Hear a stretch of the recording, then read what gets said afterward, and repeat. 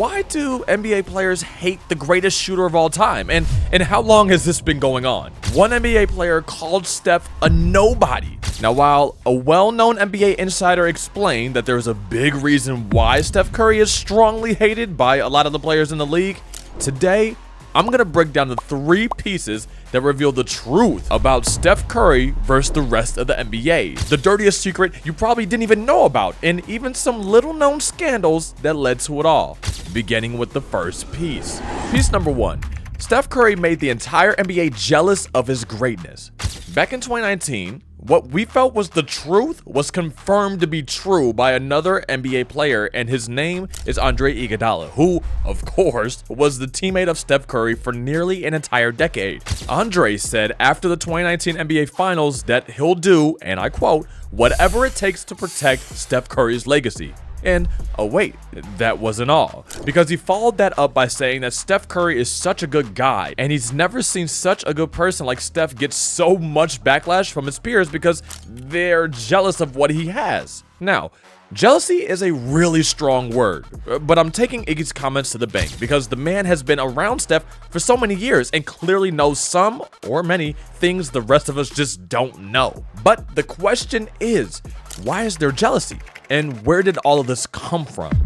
Well, there's actually an interesting story involving LeBron and Russell Westbrook, but we'll get much deeper into that in piece 2, so stay tuned. But as I sat back and thought hard about it, one thing became crystal clear to me, and luckily enough, I found a source to back me up on this because ex-NBA vet Matt Barnes nailed it on the head when it comes to Steph's position around the league, and why some players resent Steph. And while I have you zoned in on this video, be sure you're subscribed to the channel because I've got a surprise for you a little later. Matt Barnes started by saying, obviously the greatest shooter, but one of the greatest players ever to play the game.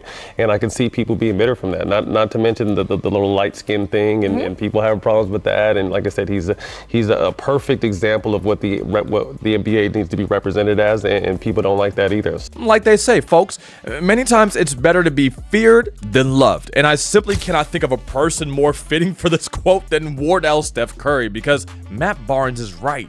Steph is light-skinned, not physically imposing, and doesn't fly out of the gym. He doesn't have any of those stereotypical superhuman attributes, but he's still arguably the greatest point guard of all time, and some people just can't stand it.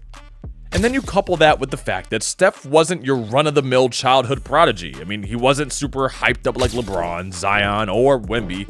And no one expected this man to be much of anything in the league until he became the first ever unanimous MVP in a league that was formerly dominated by giants and physical specimens. And now that I have your attention, keep watching to find the keyword in this video that will be mentioned a total of 3 times from this point on, and comment on it down below to enter our huge 100,000 subscriber giveaway. If you guess the keyword right and are subscribed to the channel, you have a great shot at winning a pair of sneakers of your choice and a jersey of your favorite NBA player. So, don't miss out. And that, my friends, leads us to our second piece of the video.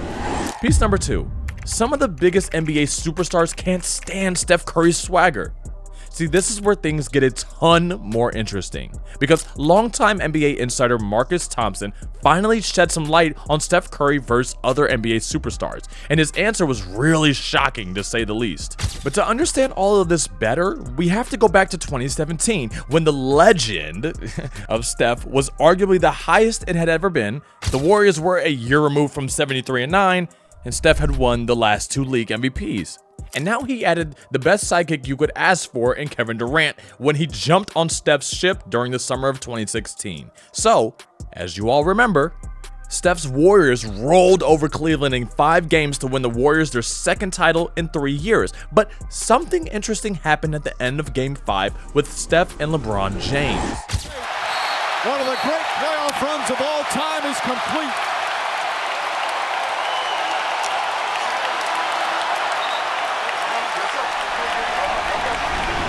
When the Warriors began their celebration, you can see Steph and Kyrie embrace each other at the bottom of your screen. And in the next frame, you can see KD and LeBron approaching one another. And if you look even closer, you can see that LeBron walks right past Steph like he wasn't even there, just completely ignored the man.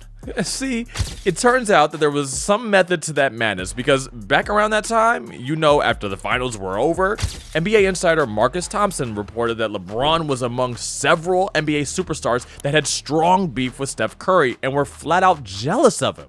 I think if you asked them and they were being honest, they don't like all the hype he gets, and they have to direct it that way. I think out of all of them, if somebody doesn't like Steph Curry, I think it's probably Westbrook. He just shows no sign of like this really ain't about Steph. It's bigger. But here's the other part of Marcus Thompson's report. He also mentioned other guys when he referred to them in his quotes, not to mention directly mentioning Russell Westbrook. Which brings us to our third and final piece of the video.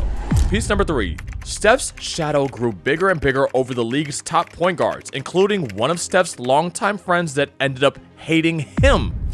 Back when Steph was winning MVPs and starting to become recognized as the head and shoulders best point guard in basketball, you might recall a few other guys that had to have felt that, man, like we're just as good as Steph is.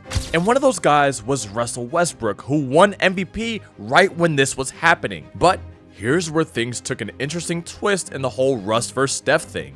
One day after practice, when Westbrook was in the midst of an historic season, he was asked about the comment Steph made on whether Russ or James Harden should win MVP. And Steph said, "You kind of have to reward the better team, I would think, record-wise. So I think James will probably edge him out just off that." And when the reporter asked Russ what he thought about Steph choosing Harden to win the MVP, his savvy response was, "Who's he?"